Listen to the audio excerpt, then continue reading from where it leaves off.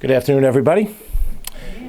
I'm George Latimer, Westchester County Executive, and I'm joined by my executive team, Deputy County Executive Ken Jenkins, Director of Operations Joan McDonald, and our Commissioner of Planning, Norma Drummond.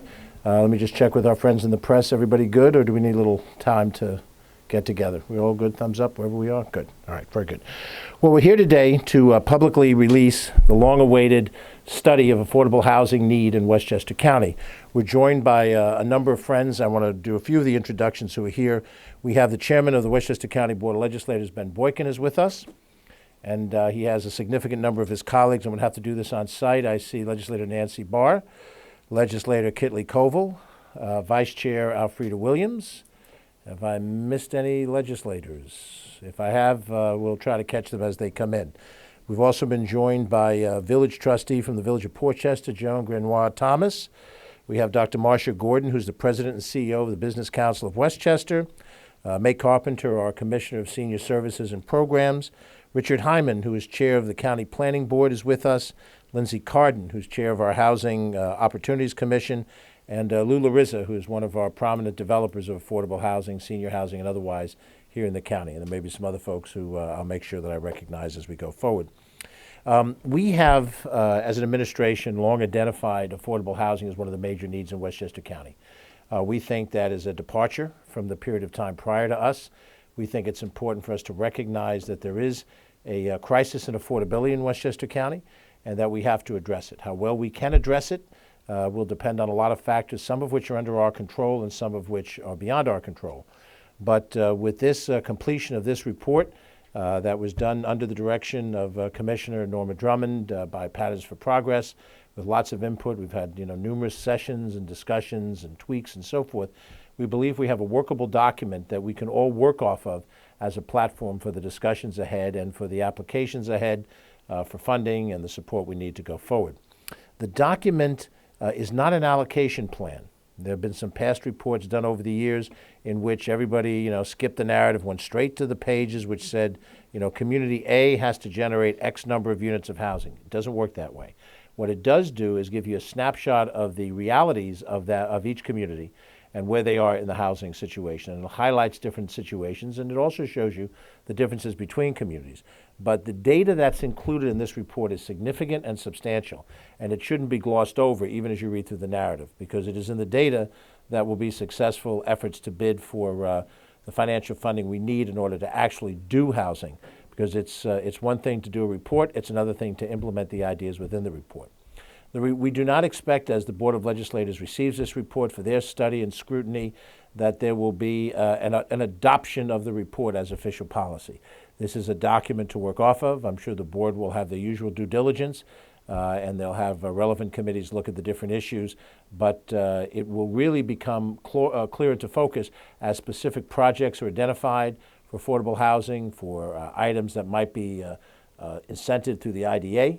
And when we say specific projects, that will also include areas of infrastructure improvement which are necessary for certain projects to get done. This will also interact with our economic development strategies. We have with us our Director of Economic Development, Bridget Gibbons.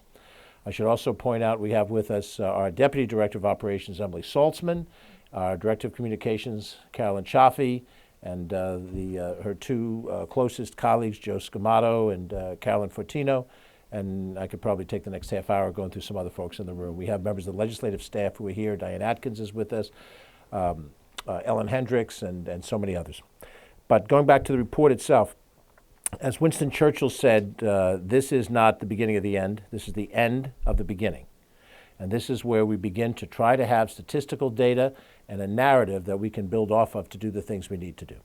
We do know that over the last tenure prior to us, the discussion over affordable housing pivoted on satisfaction of a court case, which required us to do a number of different things. And the most prominent of those things was to develop at least 750 units of affordable housing in 31 targeted communities which had not done their fair share. To the credit of the prior administration, they accomplished that mission, and we believe that that particular lawsuit was satisfied. But this report shows that the need for affordability in this county is not 750 units. Or 900 units, which was actually the amount that was achieved by the prior administration. We see a demand of 80,000 units of affordability because this is a crisis in every corner of this county. This is not just a problem for the poor in one part of the county, but it's a problem in every corner of the county. And it is a problem not only that affects those of us who have social concern about proper living environments for people, but this is also about hard-headed economic development. We will not be able to retain the companies that we have, nor pursue the companies that we would like to have, or grow the companies that are based here unless we have affordable housing that's available for their workforce. And having been through corporate career myself and being transferred from one place to another, one of the biggest issues we talked about before accepting a transfer is, could we afford to live in the community that we were going to be transferred to because of housing costs and housing availability, distance of commuting and so forth. So there are a host of different issues that are involved in here. Norma's going to walk us through the report in a second, but I do want to jump and highlight that the recommendations that are in this report, which are the final section of this report, and the report's broken up, Norma will walk you through the sections, include a host of different things that we need to do. And they're all over the ballpark. Municipal ordinances, adaptive reuse of underutilized properties, housing compacts between the county and the municipalities, neighborhood revitalization opportunities, increasing the community-based organization capacity. Those are just a handful of what are 12 recommendations. We have our work to do. And as I said in my State of the County message, we are not yet satisfied and we are not tired. And that probably includes every area of public policy that we have to deal with. But this particular public policy area is one that we talked about being important. We promised that we would do this type of study. We're pleased that we have this report before us now to review and go forward. And as Norma will tell you in a second or two, it'll be available for everybody to see online. It's a nice heavy, this is just the appendices, and it's a nice heavy document. So not easily downloaded and transferred. So with that, I'm going to turn this over to Commissioner of Planning Norma Drummond. I want to thank her and Blanca Lopez for doing yeoman work and making sure this happened. Blanca, where are you in the room? Blanca, please. Thank you for your hard work and effort. And of course, Norma, and like many others of our senior management teams, commissioners of various departments, Norma has served in other administrations. We're happy that we inherited her in the front door. She was promoted during our tenure to commissioner, and she's proving every day that that was a wise decision on our part. So, Norma, the podium is yours. When she's completed, I'll come back. We'll take any questions from the press, and then we'll open it up so that we can take whatever questions are appropriate. One-on-one interviews. We do have some folks who are here. We won't spotlight them for the interview, but Catherine Chaffee can direct you to them, who are actually residents of various affordable housing projects, to give you a little bit of a personal side of what all of this means. But with that, Commissioner Drummond.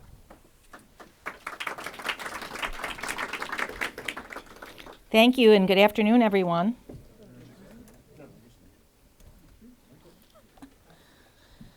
So the housing needs assessment actually is a compilation of a whole host of data. I can't tell you how excited I am about data, but the planning department, we tend to get excited about things like data. So the report itself is broken up into essentially 4 sections. The first is the history and background. It gives a great history about what affordable housing has meant in Westchester and how we've come to be where we are today. The second part is methodology. It includes definitions, so we're all talking about the same thing and we understand what we're talking about, the definitions we're using throughout this report. It also goes into the data sources and just gives some explanations for folks to be able to follow through the findings. Section 3 is the findings. This is where the true substance of the report is. And it doesn't give, like previous reports, where it was just a county conclusion. This report, for each of the findings that are in there, and the sections are broken up by demographics and population, by the existing housing stock, by housing income, by special needs populations, and by housing affordability. It gives the data in each of those sections with the county total, but by each municipality. So each municipality will have the ability to see where do they stand on the matrix of all the other municipalities. It lays out the cities, it lays out the towns, and it lays out the villages. So again, the municipalities will have the ability to see where's my dot, how do I compare to the other communities and the other villages, the other towns, the other cities. But we start with 1 million people in the county. All right, and go ahead, Joey, go ahead, that's fine. And one of the reasons we did undertake this report, and some of you know we did try to do this report for years, but the reason we undertook the report is one of the reasons is the transition team really strongly recommended in the report that came out in 2018 that we undertake a study to understand, frankly, what are the trends, what are we seeing, what's going on, and we need to get an update of where we're going, what the situations are to see where we're going to be in the future.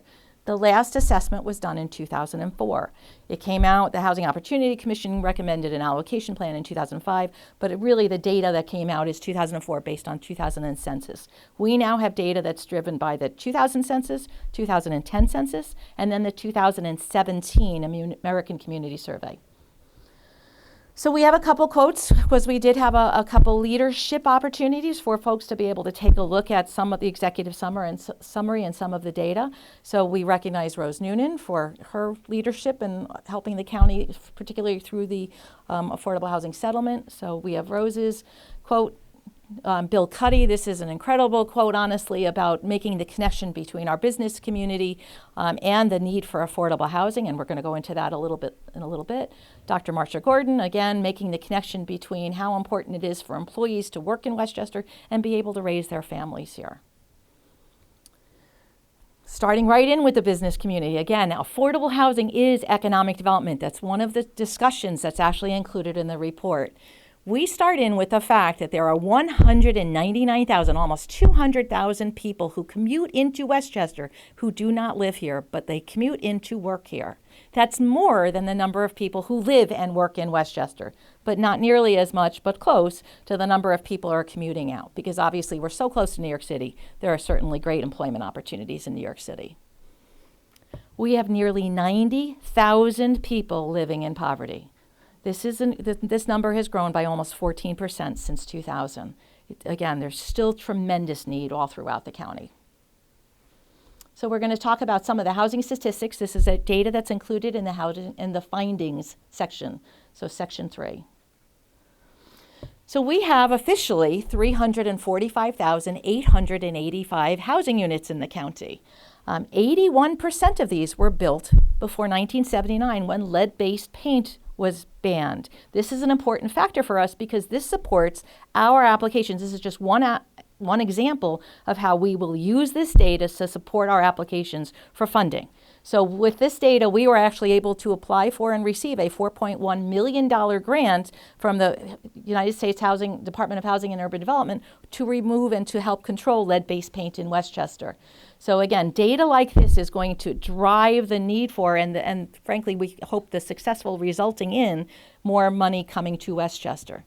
There is such diversity in the size of our units, and again, this is why we lay it out. We have the village with the smallest number of units, the village of Buchanan with just over 800 housing units, but by so far dwarfed by the city of Yonkers with over 82,000 housing units. 62% of our units are ownership. We are just below the national average, so on the reverse side, 38% of our units are rental.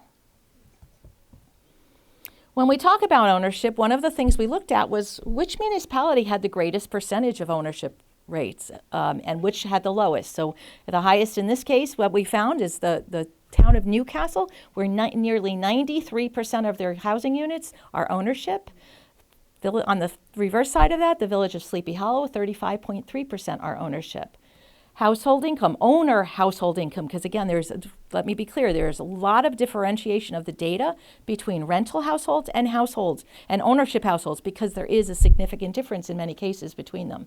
So ownership household, actually we have 2 municipalities that exceed where the Census Bureau stops counting for data. So we have Scarsdale and Larchmont that exceed the $250,000 mark, and then the lowest household income for owners is in the city of Peekskill. In the renter household, the highest income is the village of Scarsdale. Yes, they do have rental units at over $207,000, and then the lowest is Peekskill.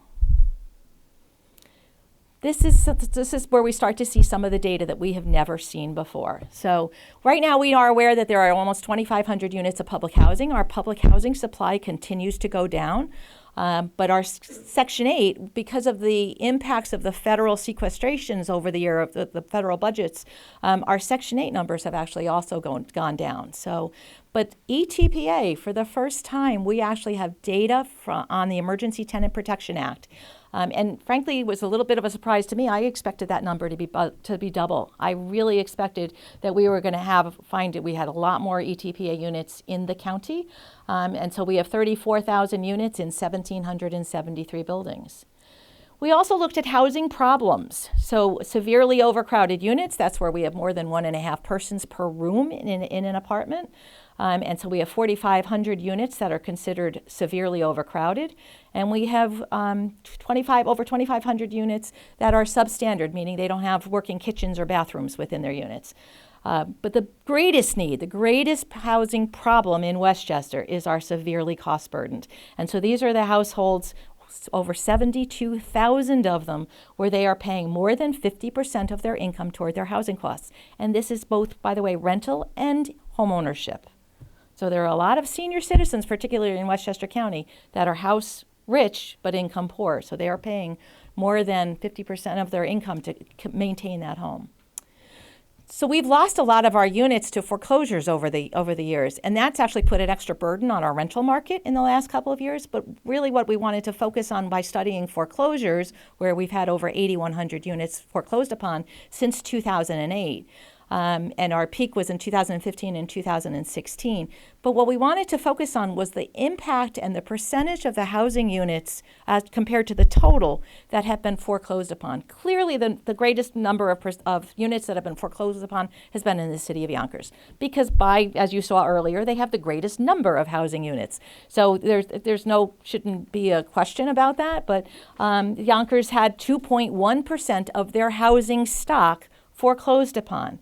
But when you look at the percentage of the housing stock, the impact is an entirely different part of the county. There's a significant impact to northern Westchester, Peekskill, Yorktown, Lewisboro, Cortland, North Salem, and yes, the city of Mount Vernon. So we do have another city in southern Westchester that is significantly impacted. But these municipalities in northern Westchester, from 2.79 to 4.79% of their housing stock has been foreclosed upon since 2008. So the report does go into ownership and rental opportunities. I want to focus first on ownership affordability. Everybody knows the median house sale price in Westchester was $650,000 at one point. So that's the data that this was driven on. With 5% down and covering your closing costs, you need approximately $71,000 to be able to close on that property. So to cover the mortgage for that $650,000 house, you need an annual income of $235,000. That's a bit high, even in Westchester. So at 80% of the median for a family of four, that income number is $93,650. The gap for families who earn up to 80% of the median income, the gap is almost $400,000 for our families to be able to afford the median sale price of a house in Westchester. So let's look at 100% of median. 100% of median for a family of four is $117,000 in Westchester. That gap is still $327,000. So rental affordability. The median renter's income, and again, we told you earlier that there are different income thresholds for renters and owners. So the renter's income the median is $36,690, but the 2-bedroom FMR or fair market rent in Westchester is almost $1,700 for a 2-bedroom unit. So at using 30% of their income over the course of 12 months, they really have only $917, that family that earns the $36,690, to be able to pay toward their rent each month. That leaves a gap in Westchester of $770 every single month for those families to be able to afford the units. So in the study, again, remember I told you every municipality is broken out. Only 3 municipalities can the renter income afford the renter price in those communities: Newcastle, Bronxville, and Pelham Manor. So conclusions. Total gross need for affordable housing is 82,451 units. The greatest need is rental assistance by far. Again, you saw the housing cost burden is the greatest need, with over the 73,000 families. So the greatest need is rental assistance, is opportunities to be able to help people pay those monthly housing costs. But there is still a need for housing rehabilitation. We have substandard housing units, and we've started re-establishing our rehabilitation program. Again, it was kind of shortchanged in the last couple of years. So we've reestablished it with a large grant from HUD, with our CDBG program now back online.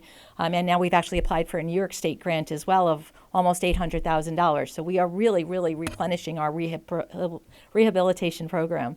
But there still continues to also be a need for foreclosure counseling and foreclosure and eviction prevention. So the estimated demand for new construction, because again, the people who are rent burdened still have housing, and that housing in most cases is good housing. It is safe housing. It is decent, safe, and sanitary. So it is not, there's not a need necessarily to replace those housing units. There's a need to help people afford those housing units. So, but we wanted to look at what's the need for the new construction of affordable housing. And so that we limited to those households that were severely crowded. There are over 4,500 households that are severely crowded. That, remember I told you that was the more than 1.5 persons per room in the household. We also added to that the 846 homeless families that were in Westchester at the time that the study was looked at. And then we also added to that regional need. We had to take a look at what is the county's portion of the need of people, again, the 200,000 people that are commuting into Westchester. Not all of them are looking to live here. Not all of them are looking for affordable housing. So we added to this need, these two factors, we added in the over 6,000 families on our home seeker program that we've had for the last 9 years now operating, where we inform people about the county's affordable housing opportunities. And so that's how we arrive at the 11,703 units. Let me be clear, the need is all over Westchester. It's not just in northern Westchester where we've had so many foreclosures. It's not just in southern Westchester. It is all over Westchester. People commute to jobs all over this county. They need housing all over this county. So moving forward. So the county in our 2020 budget has put together a number of proposals, and let me talk first about the recommendations in the report itself. And I do want to give a lot of a nice round of applause, actually, to Pattern for Progress, who did the study for us, if you don't mind. Joe Chaika and Robin DeGroat are here. But the study actually put together for us 12 best practices. And then there's a whole host of recommendations even beyond that. But there are 12 examples of across the country of best practices of how programs and policies or issues might work well in Westchester. So like George mentioned earlier, the one about the housing compact with the municipalities and adaptive reuse of buildings. So but we selected from the whole host of recommendations that were included in the report, a number of ones that we really think we can move forward with very, very quickly. And so the first is putting $35,000 in our budget to be able to provide an education workshop series and training, particularly for our nonprofit agencies. We used to do this years ago when we had the Section 8 program. We would bring trainers to the county to help the nonprofits keep up to date on all the different housing rules. The federal government changes the rules regularly, so we need to make sure our nonprofits are kept up to date on that. We've also included $50,000 for homeownership financial counseling for our HUD-certified housing counseling agencies, because we really need to encourage more people to get their credit up to speed to be able to purchase our affordable home ownership opportunities. In our housing services, we've expanded our housing eviction and foreclosure prevention assistance. It is still a great need for us to continue eviction prevention and foreclosure prevention. So we've put $300,000 into the budget to be able to support a housing stabilization fund. Brand new is an employer-assisted housing program. As Dr. Gordon and I were talking a little bit earlier, we tried doing this probably 12 years ago, and we just couldn't get enough steam to get it off the ground. But we now know we have a couple employers that are ready to run with this. So the county is putting $500,000, $500,000 into our budget to be able to match the employers who might be able to put down payment assistance for income-eligible households. So we want to encourage people to move to Westchester and live here and raise their families here. When the county executive released the capital budget, he talked about for the highest amount ever was put into our new homes land acquisition and our housing implementation fund. So each of those programs is recommended for $10 million in the 2020 budget. But again, we have also included a new program. $500,000 has been put into the budget for 2020 for pre-development and feasibility. That's to be able to help our nonprofits who want to do development but just don't have the funds to be able to hire an architect or hire an engineer or get this topographical survey done, or to be able to, pay for some of the building permit fees and other things that are required to figure out whether a property is even feasible or not. Our nonprofits generally can get the buy-in of the municipalities because they tend to do smaller developments that are so much in keeping with the character of the communities. So it's important for us to support our small-time developers and our nonprofit developers with feasibility efforts. We also have non-cost items that we're also proposing. And so the first is a housing inventory. One of the things that Pattern for Progress was able to do was take and create for me an Excel spreadsheet of all of the existing affordable housing developments in Westchester County, whether the county funded them or not. And that's data that we have not been able to honestly update from some of our larger cities in years. And so we're working with our Department of Information Technology right now to be able to roll this out so that we will have a place on our website for nonprofits, for our clients, our customers, to be able to go online and check what size bedrooms does this affordable housing development have? What's the affordability requirement for these affordable? When does these affordable housing units expire? The data is going to be available online. It's actually almost ready to go, but I just want to make it a little bit more user-friendly working with our IT department. And then the second part is really more geared for our municipalities because we continue to want to support our our municipalities. And this is to develop model ordinances that will help the municipalities understand, again, what are best practices as it relates to a couple of topical areas related to affordable housing. Because they don't necessarily want to be paying consultants or others to look at what do others do, how can we make these things easier. So the first one that's actually will be released today is we have created a model ordinance for accessory dwelling units or accessory apartments. These might be where you have an existing home, but you have a senior citizen who maybe has empty bedrooms and wants to create a separate housing unit. So we have actually studied all the existing ordinance that were already in Westchester, and we came out with a model ordinance that actually lays out a couple of examples and a couple ideas for the municipalities to consider. In the future going forward, we've already started collecting all the data on the existing senior housing ordinances. Just for an example, there are 10 municipalities that have senior housing ordinances in Westchester, but there are actually 12 different ordinances because one municipality has 3 senior housing ordinances. That's to give you some sense of how crazy some of these ordinances can be. But we're also going to look at parking requirements because we certainly know parking is an issue in a lot of places. And then we have a lot of unused office parks. And even some old schools and churches as well. So we want to continue to look at adaptive reuse around the county. And so that is the substance of the report.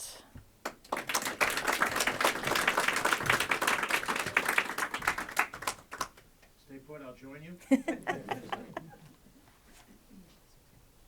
We have with us representatives of Pattern for Progress. Norma, do you want to introduce them again? Sure. Joe Chaika and Robin DeGroat, if you don't mind, you can actually stand up. Thank you. Because the data in this report, I really cannot stress enough. It is so exciting to get such good data for us to use. And for our friends in the media, if you want to interview our friends from Patterns for Progress, when this is all over, you're welcome to do that. We also have a couple of folks who are with us here. We're not going to identify them generally, but who are residents of various affordable housing projects. If it's helpful to interview them as well, Catherine will be happy to make the connection with you. We're happy they're here to see that our commitment to affordable housing has a substantive element to it.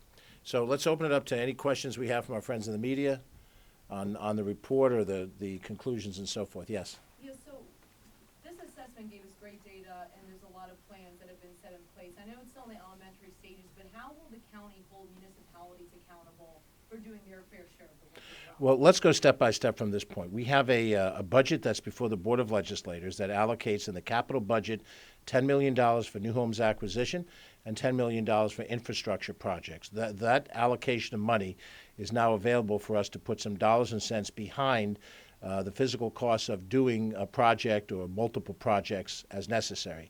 In addition to that, $1.5 million has been set aside. Norma mentioned some of those categories here that we think will complement, I don't want to call it soft programs versus hard capital programs, but Once that budget is adopted, that now becomes a pool of resources to work with. We have a number of different individuals who, as a living, as a profession, do develop affordable housing. I evidenced before Lula Rizza, who is a developer who's done a lot of different affordable housing projects. He's currently working on a project, 34 units, I think, Lou, of senior housing in Portchester on South Regent Street. Last year, he opened a 41-unit project on Theodore Fremd, North Avenue, North Street, and Rye, and a number of other projects. There are people like him elsewhere around the county. Just to name drop, Bill Balter, Ken Carney, and a number of other folks.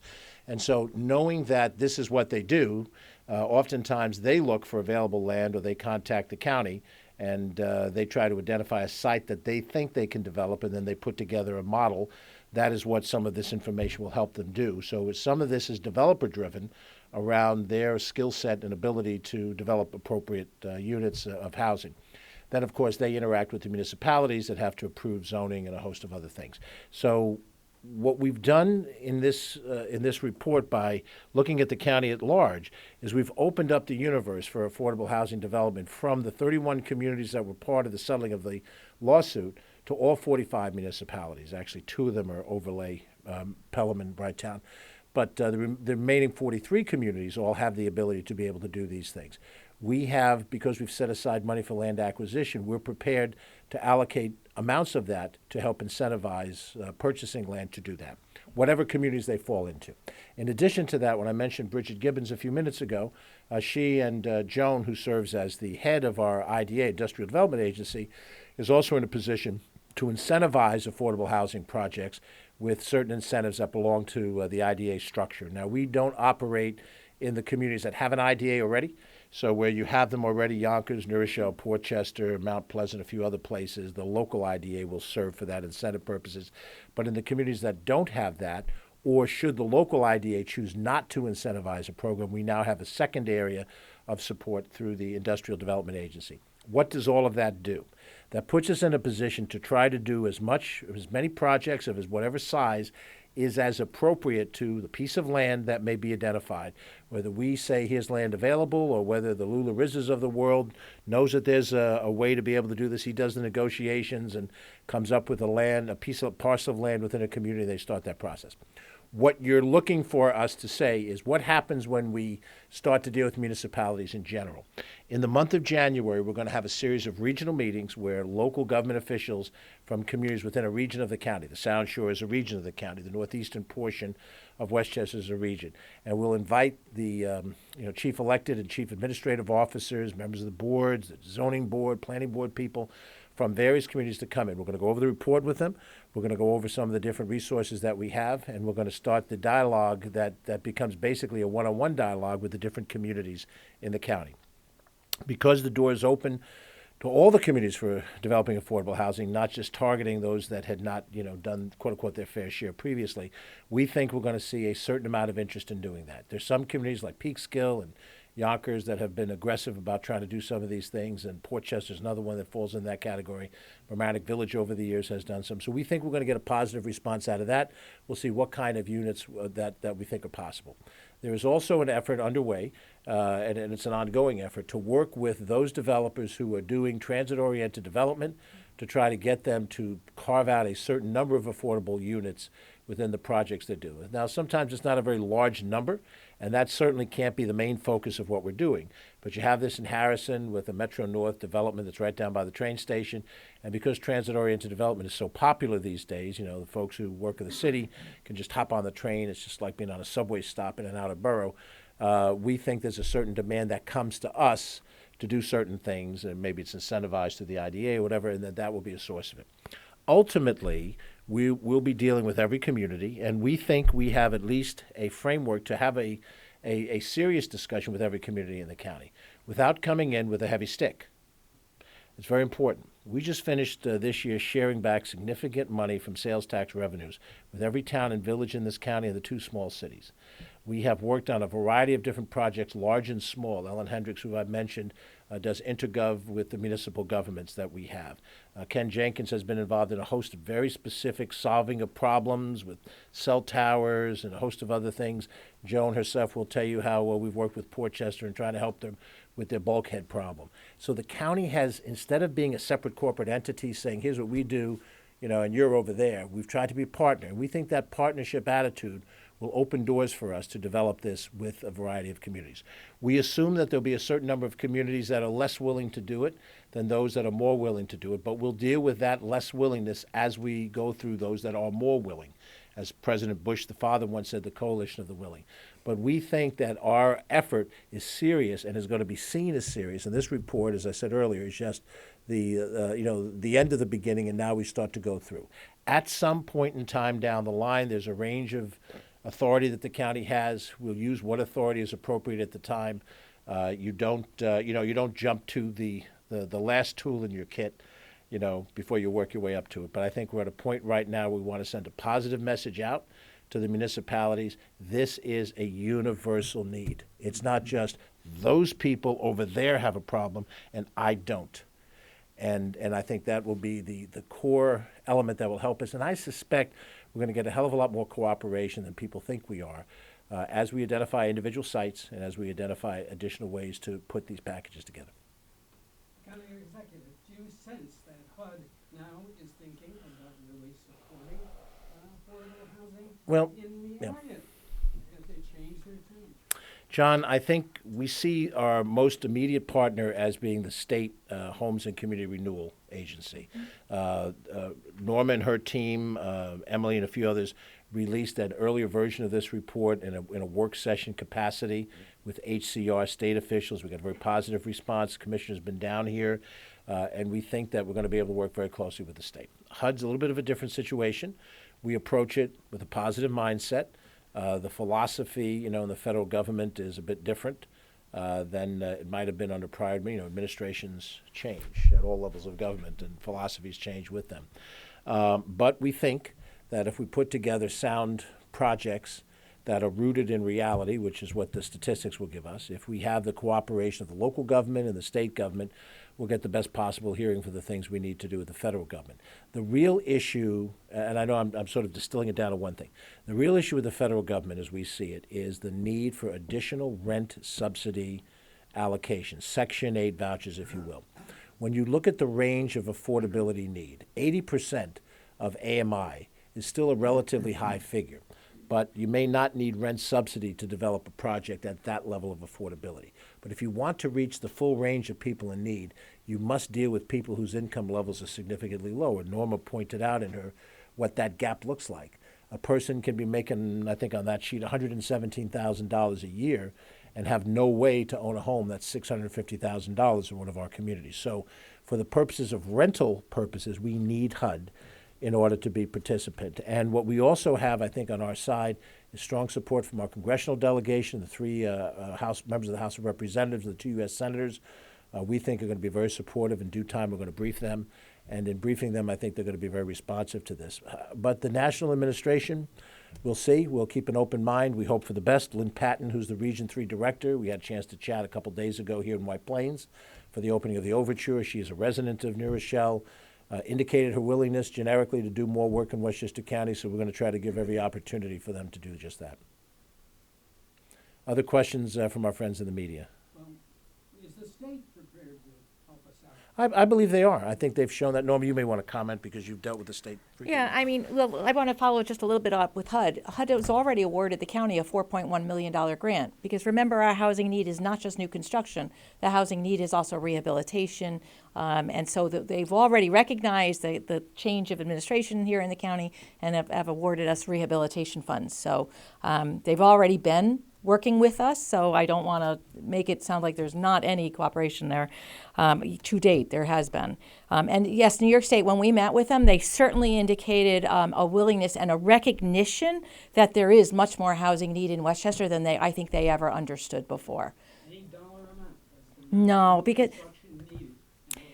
Honestly, no, because it's really driven by the developments themselves. A development in Yonkers is very different cost-wise than developing something in Middle Westchester or Northern Westchester, where you don't even have some basic infrastructure in Northern Westchester. So the development costs are so different that they are strictly driven by the developments themselves, what level of income you want to serve in each development. So there was no way for HCR to be able to give us a commitment of dollars.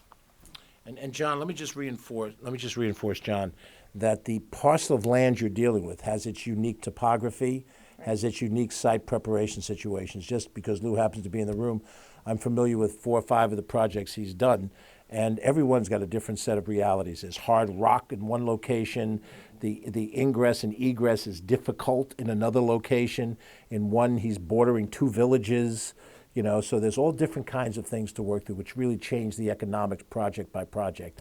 So we'll try to work, as we have historically, project by project. Some folks have said, when we met earlier today with the advocates to go over some of these things, there's a desire to see a larger size complex that would satisfy more of the need.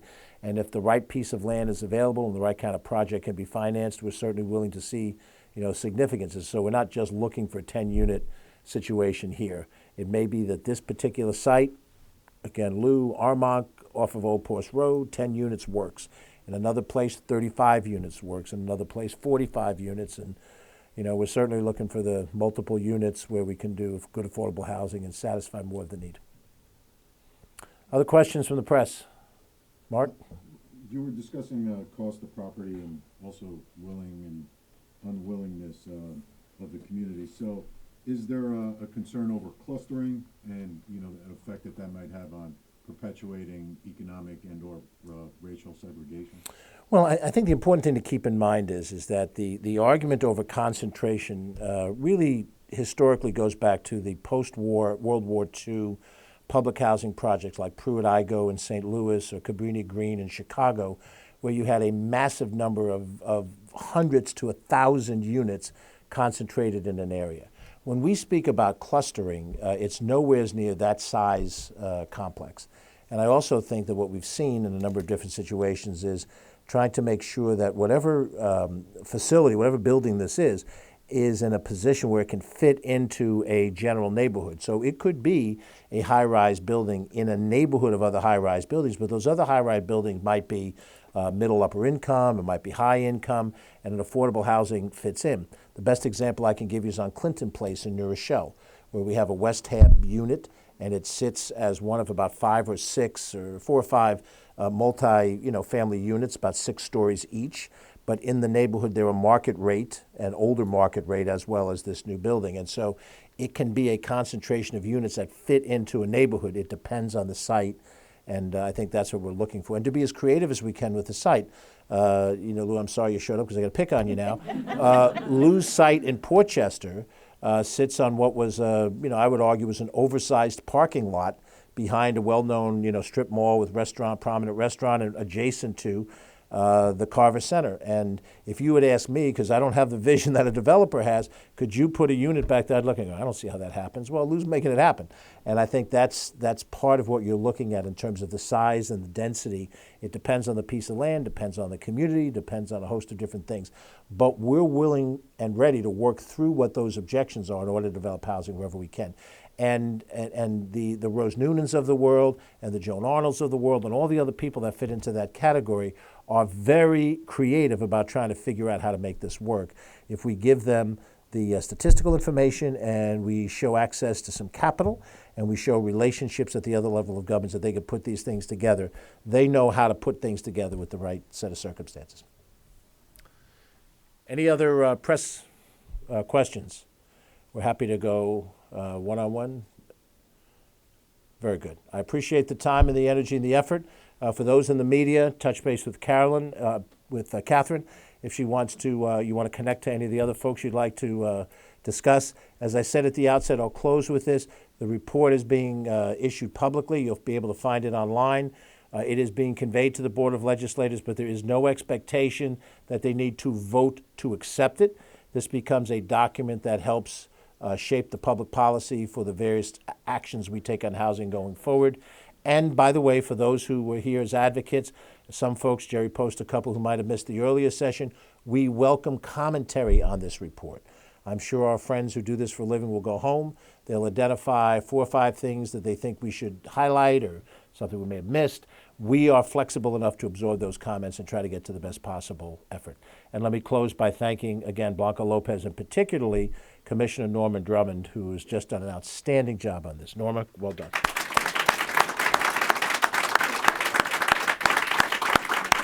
Great. Thank you all for coming. Have a terrific day.